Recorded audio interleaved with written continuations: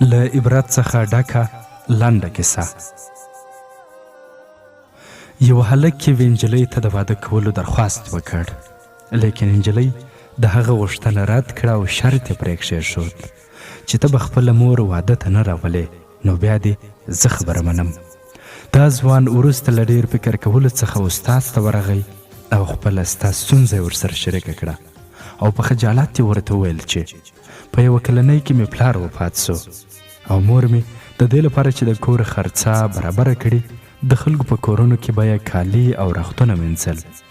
اوس چې زه د کومې نجلۍ سره ډېره مینه لرم، هغې زما سره د واده کولو لپاره دا شرط ایښی دی چې ته به خپل مور واده ته نه راولې. نو زه د خپلې مورې تېر وخت ډېر خجالت کړی یم او اوس تا ته راغلی یم چې یوه لاره راوښیه. استاذ ورغلي هلک ته وویل، زه ستا څخه یوه غوښتنه لرم، خپل کور ته ولاړ سه او د خپلې مور لاس ښکل کړه. سبا ته ما ته راسه، نو زه به درته وایم چې څه باید وکړې.